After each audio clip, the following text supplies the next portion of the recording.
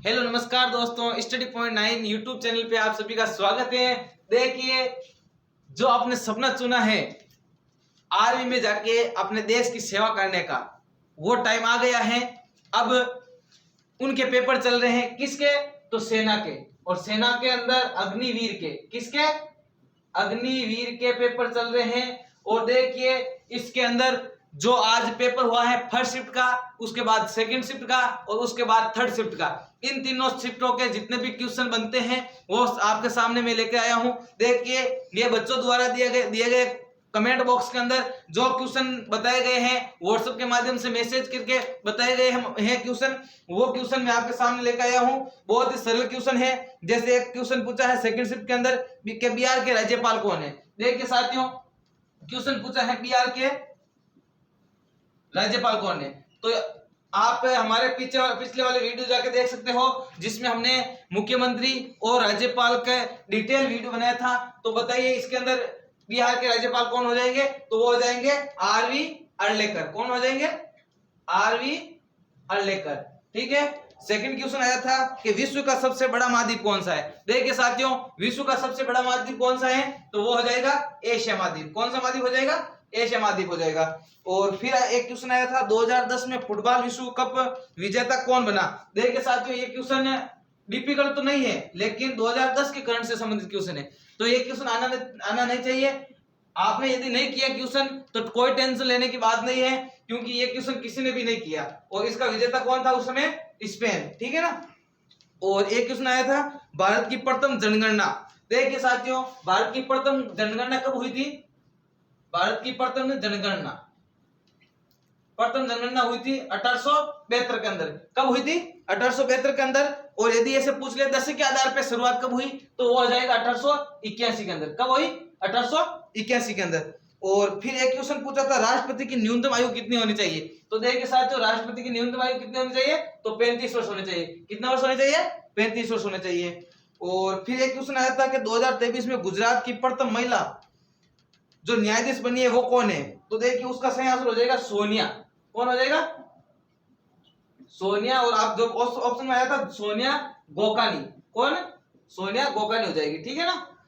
और एक क्वेश्चन आया था कि वृक्षों को जलाकर उगाए जाने वाले पौधों को क्या कहते हैं। देखिए, वृक्षों जो वृक्ष है ना, वृक्षों को जलाकर जो खेती की जाती है उस खेती को क्या कहते हैं? तो जैसे झूम खेती होती है ना, उसी प्रकार। जो ऑप्शन पूरा क्वेश्चन दिया नहीं है और इतने क्वेश्चन दिया है। और नेक्स्ट क्वेश्चन देख लेते हैं कि पेनिसिलिन की खोज किसने की। तो इसका सही आंसर हो जाएगा अलेक्जेंडर फ्लेमिंग। Alexander Fleming. ठीक है ना। अलेक्जेंडर फ्लेमिंग हो जाएगा। और फिर एक क्वेश्चन पूछा था 20,000 हर्ट्ज से ऊपर की ध्वनि कौन सुन सकता है। तो देखिए, इसके अंदर आपको ऑप्शन के अनुसार बताना होगा। कुत्ता भी सुन सकता है, बिल्ली भी सुन सकती है, और उसके साथ साथ ये चमगादड़ भी सुन सकती है। ठीक है ना। चमगादड़ भी सुन सकता है। देखिए साथियों, YouTube के अंदर सबसे पहले हमारे चैनल के ऊपर आपको मिल जाएगी क्लास, जिसके अंदर हमने ये बताया था कि 20 हर्ट्ज से नीचे की ध्वनि कौन सुन सकता है, और 20 हर्ट्ज से 20,000 हर्ट्ज किलो हर्ट्ज लिख सकते हैं, या फिर ये ध्वनि कौन सुन सकता है? मनुष्य सुन सकता है। और 20,000 किलो हर्ट्ज, देखो 20 लिख सकते हैं, ऐसे लिख सकते हैं 20 किलो हर्ट्ज, या फिर लिख सकते हैं 20,000 हर्ट्ज। ठीक है ना, ऐसे भी लिख सकते हैं। ठीक है, ये क्वेश्चन आया था। और एक क्वेश्चन आया था भारत की सबसे लंबी नदी कौन सी है। देखिए साथियों, भारत की सबसे लंबी नदी कौन सी है? तो वो हो जाएगी गंगा। और इसकी लंबाई कितनी है? तो वो हो जाएगी 25-25। ठीक है ना। अब क्वेश्चन पूछ सकता है कि ब्रह्मपुत्र नदी भारत में किस राज्य से प्रवेश करती है। तो इसका सही आंसर हो जाएगा अरुणाचल प्रदेश। या ऐसे पूछ सकता है कौन से दर्रे से प्रवेश करती है, तो वो हो जाएगा यांग्याप दर्रा। ठीक है ना। और इसका उद्गम स्थल भी पूछ सकता है। जैसे गंगा का उद्गम स्थल कहां से होता है, तो गंगोत्री से होता है। और कौन कौन सी नदी इसके अंदर मिलने के बाद गंगा कहलाती है, तो अलकनंदा और भागीरथी मिलने के बाद कहलाती है। और ऐसा पूछ सकता है कि ब्रह्मपुत्र नदी का उद्गम कहां से होता है, तो चंगमुंडुंग चीन से होती है। ठीक है ना। चीन से, ये तिब्बत के एक झरने से होती है। और फिर आता है कि बर्फ का पानी बनना कैसा परिवर्तन है। हाँ, नॉर्मल क्वेश्चन है। ठीक है ना, एकदम नॉर्मल क्वेश्चन है कि बर्फ से पानी बनना क्या कौन सी। तो देखिए साथियों, भौतिक परिवर्तन है। कैसा परिवर्तन है? भौतिक परिवर्तन है। आपको पता है भौतिक परिवर्तन और रासायनिक परिवर्तन किसे कहते हैं? रासायनिक, देखो भौतिक परिवर्तन उसे कहते हैं जो जैसे ठोस है द्रव्य के अंदर और द्रव्य से वापस ठोस के अंदर आ सकता है, ठीक है ना। और जैसे द्रव्य से गैस के अंदर और गैस से द्रव्य के अंदर यह परिवर्तन हो सकता है, उसे कहते हैं भौतिक परिवर्तन। लेकिन रासायनिक परिवर्तन जैसे सेव का सड़ना, केले का सड़ना, इसके अंदर रासायनिक परिवर्तन होता है। जो जैसे रोटी बनाना, तो रोटी ने बनाने के बाद वापस आप आटा नहीं बना सकते ना, उसी प्रकार वो हो जाएगा रासायनिक परिवर्तन। और फिर क्वेश्चन आया था सिंधु नदी का उद्गम स्थल देखिए ये जस्ट पूछ लिया है थर्ड शिफ्ट के अंदर कि तिब्बत के मानसरोवर झील से ये चोमोंगडुंग क्षेत्र से होता है। और एक पूछा है एकनाथ शिंदे का संबंध किस क्षेत्र से है। देखिए साथियों, एकनाथ शिंदे जो महाराष्ट्र के सीएम रह चुके हैं और उनका संबंध किस क्षेत्र से है, तो वो हो जाएगा राजनीतिक क्षेत्र। कौन सा? राजनीतिक क्षेत्र, ठीक है ना। और एक क्वेश्चन आया था अजैविक घटक, जिसमें मिट्टी, पेड़ ऐसे ऑप्शन दिए हुए थे।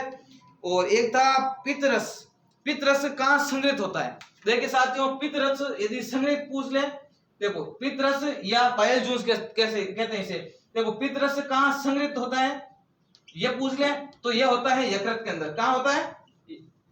यकृत। देखो पित्तरस संग्रहित, देखो एक मिनट, यहां से हो जाएगा पित्ताशय। संग्रहित कहां पर होता है? पित्ताशय के अंदर। और यदि पूछ ले पित्तरस स्रावित कहां से होता है, स्रावित कहां से होता है, तो वो हो जाएगा यकृत, ठीक है ना। यकृत से स्रावित होता है। और वायुमंडल में नाइट्रोजन का कितना प्रतिशत हिस्सा है? देखिए ये हमने कल आज सुबह ही इस क्लास में किया था, ठीक है ना। जो इंडियन जीके की क्लास होती है ना, उसके अंदर आज सुबह ये क्वेश्चन किया था, जिसके अंदर मैंने बताया था 78% नाइट्रोजन वायुमंडल के अंदर 78%। देखिए भू प्रॉपर्टी पर यदि पूछ ले आपसे, अब नेक्स्ट शिफ्ट में ध्यान रखना है, भू प्रॉपर्टी पर यदि पूछ ले सबसे अधिक तत्व कौन सा है, तो वो हो जाएगा ये ऑक्सीजन हो जाएगा।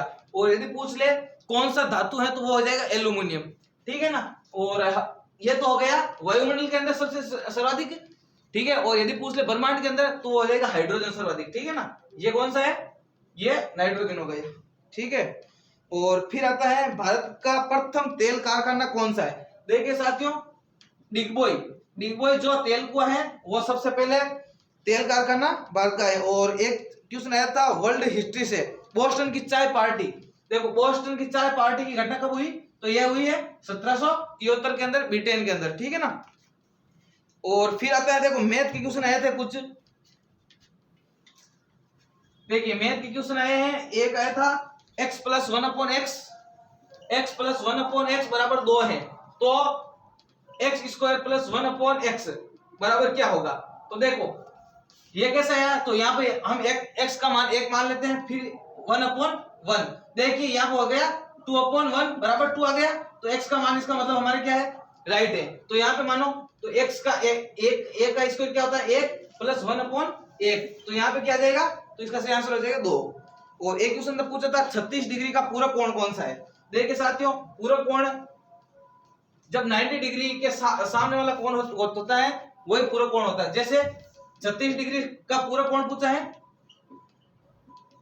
पूरक कोण पूछा है, तो ये जैसे समकोण होता है, इसका एक कोण तो हो जाएगा 90 डिग्री और दूसरा हो जाएगा ये 36 डिग्री। तो 36 डिग्री का ये पूरक कोण होगा, तो इसमें से देखो त्रिभुज के टोटल तीनों कोणों का योग 180 हो जाएगा, और 180 प्लस ये 36 हो गया, नहीं सॉरी 180 देखो यहाँ से माइनस घटाना 36 और माइनस घटाना 90 और माइनस ये वाला, तो देखो 180 और ये माइनस के कितना हो जाएंगे 90 और ये 126 हो जाएंगे, और पीछे कितने बचेंगे, तो 126 ये गए 4 और यहाँ पे हो जाएगा 3 5, कितना आ जाएगा 54, इसका सही आंसर आ जाएगा, ठीक है ना। और फिर आया था एक 54% को भिन्न में बदलना। तो नॉर्मल क्वेश्चन है, एकदम नॉर्मल है।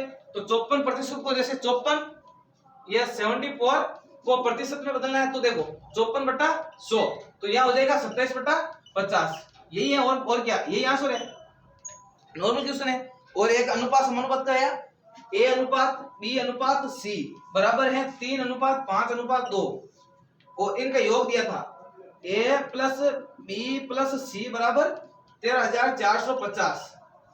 तो आपको एक याद करना है, क्या याद करना है, एक याद करना। देखिए साथियों, अनुपात के अंदर भी योग कर लो, इनका योग है तो 5 2 8 8 2 10। तो देखो 13, इनमें क्या किसका भाग देना है 10 का, और फिर 1 का, 1 कितना है 3 है, तो ये 0 से 0 कट जाएगा, 5 3 15, 1 4 3 12, 1 13, और 1 3 3 9 1 10, और 3 3 3 1 3 1 4, ये आ जाएगा 40 35। और फिर एक क्वेश्चन आया था ये टाइम एंड वर्क का, ठीक है ना, टाइम एंड वर्क का क्वेश्चन आया था कि a प्लस बी प्लस सी मिलके एक 20 दिनों में कार्य करते हैं। a प्लस बी प्लस सी कितने दिनों में कार्य करते हैं, तो वो 20 दिन में करते हैं, और a अकेला कितने दिनों में करते हैं, 24 दिन में करता है। तो आपको पूछा है b प्लस सी कितने दिनों में करेंगे।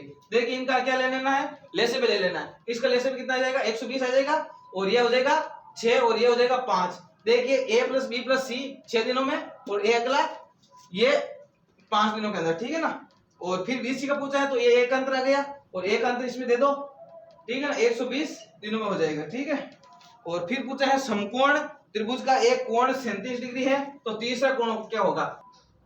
देखिए साथियों, मैंने अभी हाल ही में बताया था पूरा कोण वाला, अब पूछा है समकोण वाला। तो समकोण त्रिभुज का एक कोण 37 डिग्री है, तो तीसरा कोण कौन सा होगा। देखिए समकोण त्रिभुज के अंदर एक कोण तो 90 डिग्री होता ही है, दूसरा कोण 37 डिग्री दिया हुआ है, तो ये कोण देखो ये 90 हो गया, तो इन दोनों का योग भी 90 होगा। तो देखो 90 से क्या घटाना है 70 नहीं 37, तो ये हो जाएगा 40 50 50 और 3 53, ठीक है ना, ये इसका सही आंसर हो जाएगा।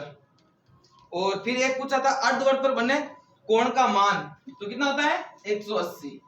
तो देखिए साथियों, ये हमारा था एनालिसिस तीनों शिफ्ट का, जो क्वेश्चन हमें मिले वो आपके सामने लेके आया हूं। और जैसे ही कल और फर्स्ट शिफ्ट सेकंड शिफ्ट और थर्ड शिफ्ट तीनों के पेपर होंगे वैसे आपके सामने लेके आ जाऊंगा। यदि वीडियो पर नए हैं तो वीडियो को लाइक कीजिए, तथा चैनल पे नए हैं तो चैनल को सब्सक्राइब कीजिए, तथा हमारे मोटिवेशन के लिए एक प्यारा सा कमेंट जरूर दीजिए। जय हिंद, जय भारत।